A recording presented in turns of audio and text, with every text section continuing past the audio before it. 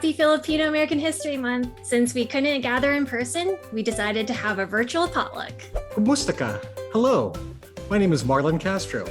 I work at Pixar Animation Studios as a safety and security supervisor. My name's Nino Ellington. I'm a render pipeline specialist at Pixar. That means I work on the render farm. My name's Johnny. I'm with the Pixar Safety Security Department as a supervisor. I'm Rachel Agana, and I'm a post-production coordinator at Pixar. So that means I manage all the voiceover sessions that we have with the actors on all the shows. Before Pixar, I always heard about Pixnoy, and I was like, oh, one day it would be so amazing to be a Pixnoy. So Pixnoy, wordplay of the word Pinoy, which is basically means Filipino, and Pixar, which obviously we know what Pixar means. Yeah, this started off as just an idea, hey, let's get together and have like Halo Halo Tuesdays or get some food together. And it took us so long to get a potluck together, but oh my God, when those potlucks got together. I was about to say, I think it started with the food. That's all we wanted was free food. You never go hungry at a Filipino party. Oh no. No. And you're taking leftovers home. It's funny. We've been all talking about food and dishes. I wonder if everybody out there is hungry. Would you like to see our dishes?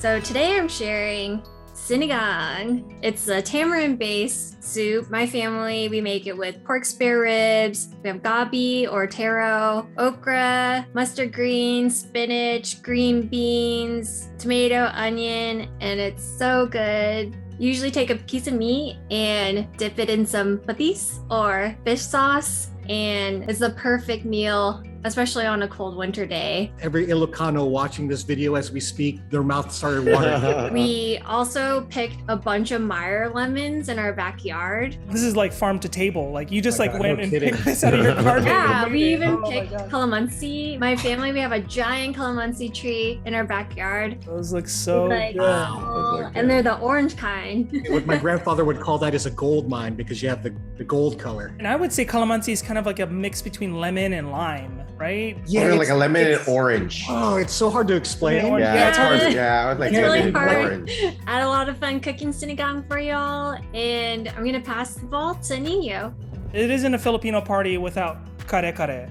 What Kare-Kare is, it's like a peanut-based stew, traditionally made with peanut butter. It has oxtail, green beans, bok choy, rice. You cannot eat Kare-Kare without this stuff right here called bagoong. And that's a fermented style shrimp paste. Oh, it looks awesome. Looks Actually, amazing. the It bagoong. looks So, beautiful. did you happen to have any mangoes on the side to eat while you're cooking, just to dip the bagoong in? Oh, green mango and bagoong. Good. But then you get that hit of saltiness with Mhm. that dish, and it's just like there's literally nothing better. After I made this Kare-Kare dish, I gave it to my son, and that's sort of symbolic for me because that's like the special dish that I grew up eating as a child, and to see him eat it and enjoy it, it was just sort of like passing down to like the next generation. I really enjoyed cooking this dish for everybody. I'm gonna pass the Pixar ball over to Johnny.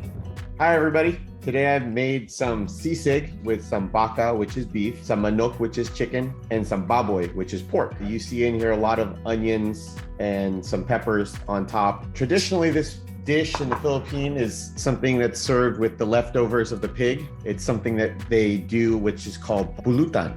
Pulutan means to pick at. So usually you have your friends over and that's something that goes in the middle and everybody has their spoon. And I usually make a lot, but as Filipinos, we don't know how to make a little bit. There's no like, oh, I'm gonna make this for 3 servings. No, it's usually serves at least 20 people minimum is how you make it. I really enjoyed making this dish for everybody. I'm gonna pass the Pixar ball over to Marlon.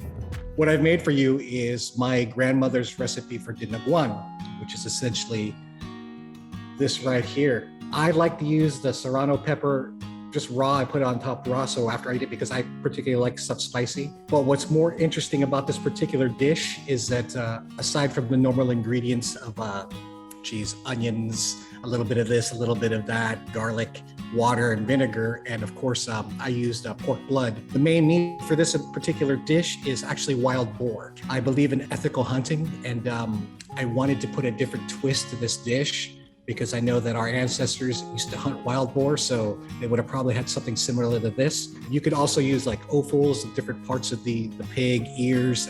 There's a bunch of stuff.